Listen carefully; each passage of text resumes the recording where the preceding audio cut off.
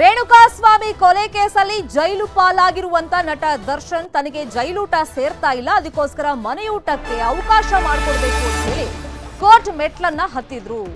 ದಿನದಿಂದ ದಿನಕ್ಕೆ ಸೊರಗಿ ಹೋಗ್ತಾ ಇದ್ದಾರಂತೆ ದರ್ಶನ್. ಜೈಲಿನಲ್ಲಿ ಮಾನಸಿಕವಾಗಿ ಕುಗ್ಗಿ ಹೋಗಿದ್ದಾರೆ. ದಿನೇ ದಿನೇ ದೇಹದ ತೂಕವು ಇಳಿಕೆ ಆಗ್ತಾ ಇದೆ. ಹಾಗಾಗಿ ಮನೆಯೂಟ ತನಗೆ ಬೇಕು, ಅನಾರೋಗ್ಯ ಸಮಸ್ಯೆ ಉಂಟಾಗ್ತಾ ಇದೆ ಜೈಲಿನ ಊಟ ತಿಂದು ಅಂತ ಹೇಳಿ ಅವ್ರ ಪರ ವಕೀಲರ ಮುಖಾಂತರ ಕೋರ್ಟ್ ಅಲ್ಲಿ ಅರ್ಜಿಯನ್ನ ಹಾಕಿದ್ರು. ಫಸ್ಟ್ ಹೈಕೋರ್ಟ್ಗೆ ಅರ್ಜಿ ಹಾಕಿದ್ದು, ಅದು ಮ್ಯಾಜಿಸ್ಟ್ರೇಟ್ ಕೋರ್ಟ್ಗೆ ಶಿಫ್ಟ್ ಆಯಿತು. ಮ್ಯಾಜಿಸ್ಟ್ರೇಟ್ ಕೋರ್ಟ್ ನಲ್ಲಿ ಮೊನ್ನೆ ತಾನೇ ಅರ್ಜಿ ರಿಜೆಕ್ಟ್ ಆಯಿತು. ಈಗ ಹೈಕೋರ್ಟ್ ಮೊರೆ ಹೋಗಿದ್ದಾರೆ ದರ್ಶನ್. ಜೈಲೂಟ ತನಗೆ ಅಡ್ಜಸ್ಟ್ ಆಗ್ತಾ ಇಲ್ಲ, ಹಾಗಾಗಿ ಮನೆಯೂಟಕ್ಕೆ ಅವಕಾಶ ಕೊಡಬೇಕು ಅಂತ ಹೇಳಿ ಮತ್ತೆ ಹೈಕೋರ್ಟ್ ಮೊರೆ ಹೋಗಲಾಗಿದೆ. ಅದೇ ಮನವಿಯನ್ನ ಹೈಕೋರ್ಟ್ ಮುಂದೆನೂ ಇಟ್ಟಿದ್ದಾರೆ. ಜೈಲೂಟದಿಂದ ಏನ್ ಪ್ರಾಬ್ಲಮ್ ಆಗ್ತಾ ಇದೆ? ವಾಂತಿ ಆಗ್ತಾ ಇದೆ, ಬೇದಿ ಆಗ್ತಾ ಇದೆ, ದಿನದಿಂದ ದಿನಕ್ಕೆ ವೇಟ್ ಲಾಸ್ ಆಗ್ತಾ ಇದೆ. ಅದಕ್ಕೋಸ್ಕರನೇ ಮನೆಯೂಟ ಬೇಕು ಅಂತ ಹೇಳಿ ದರ್ಶನ್ ತಮ್ಮ ಪರ ವಕೀಲರ ಮುಖಾಂತರ ಕೋರ್ಟ್ ಮೆಟ್ಲನ್ನ ಹತ್ತಿದ್ದಾರೆ. ಆದ್ರೆ ಹೈಕೋರ್ಟ್ ನಲ್ಲಿ ಈಗಾಗಲೇ ಪೊಲೀಸರು ಆಕ್ಷೇಪಣೆಯನ್ನ ಸಲ್ಲಿಕೆ ಮಾಡಿದ್ದಾಗಿದೆ. ಜೈಲೂಟ ಚೆನ್ನಾಗೇ ಇದೆ, ಅವರ ಆರೋಗ್ಯನೂ ಚೆನ್ನಾಗಿದೆ, ಮನೆಯೂಟಕ್ಕೆ ಅವರು ಅರ್ಜಿ ಸಲ್ಲಿಕೆ ಮಾಡಿರೋದು ಸರಿಯಲ್ಲ ಅಂತ ಹೇಳಿ ಪೊಲೀಸರು ಕೊಕ್ಕೆಯನ್ನ ಹಾಕಿದ್ದಾರೆ. ಫಸ್ಟಿಗೆ ಮನೆಯೂಟ ಬೇಕು ಅಂತ ಹೈಕೋರ್ಟ್ ಮೊರೆ ಹೋಗಿದ್ರು ದರ್ಶನ್ ಈ ಹಿಂದೆನೆ. ಆದ್ರೆ ಹೈಕೋರ್ಟ್ ಸ್ಪಷ್ಟವಾಗಿ ಹೇಳಿತ್ತು, ನೀವು ಮ್ಯಾಜಿಸ್ಟ್ರೇಟ್ ಕೋರ್ಟ್ಗೆ ಹೋಗ್ಬಿಟ್ಟು ಅಲ್ಲಿ ಪ್ರಕರಣವನ್ನ ಇತ್ಯರ್ಥ ಮಾಡ್ಕೊಳ್ಳಿ ಅಂತ. ಆದ್ರೆ ಅಲ್ಲಾಗಿಲ್ಲ ಅಂದ್ರೆ ವಾಪಸ್ ಬನ್ನಿ ಅಂತಾನೂ ಹೈಕೋರ್ಟ್ ಹೇಳಿತ್ತು. ಆದ್ರೆ ಮ್ಯಾಜಿಸ್ಟ್ರೇಟ್ ಕೋರ್ಟ್ ನಲ್ಲಿ ಮೊನ್ನೆ ಅರ್ಜಿ ವಿಚಾರಣೆಯಾಗಿ ಆದೇಶವನ್ನ ಕಾಯ್ದಿರಿಸುತ್ತಲ್ಲ, ಆದ್ರೆ ತೀರ್ಪನ್ನ ಕೊಟ್ಟಿದ್ದು ಅರ್ಜಿಯನ್ನೇ ವಜಾ ಮಾಡಿಬಿಟ್ಟು ಮ್ಯಾಜಿಸ್ಟ್ರೇಟ್ ಕೋರ್ಟ್. ಹಾಗಾಗಿ ಈಗ ಮತ್ತೆ ಹೈಕೋರ್ಟ್ ಕದವನ್ನ ತಟ್ಟಿದ್ದಾರೆ ದರ್ಶನ್.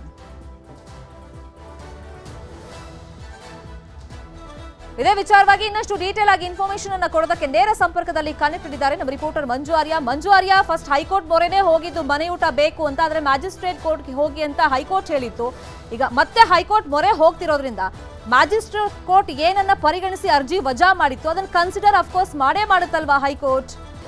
ಖಂಡಿತವಾಗ್ಲೂ ಶರ್ಮಿತಾ, ಪರಪ್ಪನ ಅಗ್ರಹಾರ ಜೈಲಿನಲ್ಲಿರುವಂತಹ ನಟ ದರ್ಶನ್ ಮನೆ ಊಟವನ್ನ ಕೋರಿ ಒಂದು ರಿಟ್ ಅರ್ಜಿಯನ್ನು ಕೂಡ ಸಲ್ಲಿಕೆಯನ್ನ ಮಾಡಿದ್ರು. ಮೊದಲನೇದಾಗಿ ಹೈಕೋರ್ಟ್ಗೆ ಅರ್ಜಿಯನ್ನ ಹಾಕೊಂಡಿದ್ರು, ಆದ್ರೆ ಮ್ಯಾಜಿಸ್ಟ್ರೇಟ್ ಕೋರ್ಟ್ ನಲ್ಲೇ ಇತ್ಯರ್ಥವನ್ನ ಮಾಡ್ಕೊಳ್ಳಿ ಅಂತ ಒಂದು ಟೈಮ್ ಲೈನ್ ಅನ್ನ ಕೊಟ್ಟು ಹೈಕೋರ್ಟ್ ಒಂದು ಆದೇಶವನ್ನು ಕೂಡ ಕೊಟ್ಟಿತ್ತು. ಆದ್ರೆ ಮ್ಯಾಜಿಸ್ಟ್ರೇಟ್ ಕೋರ್ಟ್ ಈ ಒಂದು ಅರ್ಜಿ ವಿಚಾರಣೆಯನ್ನ ವಜಾ ಕೂಡ ಮಾಡಿತ್ತು.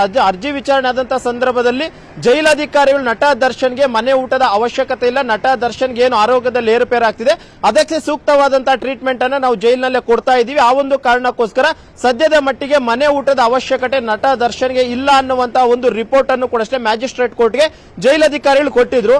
ಆ ರಿಪೋರ್ಟ್ ನ ಬೇಸ್ ನ ಮೇಲೆ ಅರ್ಜಿಯನ್ನ ಕೂಡ ವಜಾ ಮಾಡಿತ್ತು. ವಜಾ ಮಾಡಿದ ಬೆನ್ನಲ್ಲೇ ಈಗ ಹೈಕೋರ್ಟ್ ನ ಮೊರೆ ಕೂಡ ಹೋಗಿರುವಂತದ್ದು. ಹೈಕೋರ್ಟ್ ನಲ್ಲಿ ನಟ ದರ್ಶನ್ಗೆ ಮನೆ ಊಟವನ್ನ ಕೋರಿ ಈಗಾಗಲೇ ನಟ ದರ್ಶನ್ ಪರ ವಕೀಲರು ವಾದ ಮಂಡನೆಯನ್ನ ಮಾಡೋದಕ್ಕೆ ಎಲ್ಲಾ ರೀತಿಯಂತ ತಯಾರಿಗಳನ್ನು ಕೂಡ ಈಗಾಗಲೇ ಮಾಡ್ಕೊಂಡಿದ್ರೆ, ಮತ್ತೊಂದು ಕಡೆ ಪ್ರಾಸಿಕ್ಯೂಷನ್ ಕೂಡ ಈಗಾಗಲೇ ಆಕ್ಷೇಪಣೆಯನ್ನು ಕೂಡ ಸಲ್ಲಿಕೆ ಮಾಡಿದೆ. ಆಕ್ಷೇಪಣೆಯಲ್ಲಿ ಸಾಕಷ್ಟು ಅಂಶಗಳನ್ನು ಕೂಡ ಅವರು ಉಲ್ಲೇಖವನ್ನ ಮಾಡಿದ್ದಾರೆ. ಯಾಕಂದ್ರೆ ಪರಪ್ಪನ ಅಗ್ರಹಾರದಲ್ಲಿ ಸುಮಾರು 5,500 ಕೈದಿಗಳಿದ್ದಾರೆ. ನಾಳೆ ದಿನ ಪ್ರತಿಯೊಬ್ಬರು ಕೂಡ ಮನೆ ಊಟವನ್ನ ಕೋರಿ ಅರ್ಜಿ ಹಾಕೊಂಡ್ರೆ ಏನ್ ಮಾಡಬೇಕಾಗಿದೆ, ಜೊತೆಗೆ ಕ್ವಾಂಟಿಟಿ ಇರುವಂತಹ ಆಹಾರವನ್ನೇ ಪರಪ್ಪನ ಅಗ್ರಹಾರದಲ್ಲಿರುವಂತಹ ಪ್ರತಿಯೊಬ್ಬ ಕೈದಿಗೂ ಕೂಡ ಕೊಡಲಾಗ್ತಿದೆ.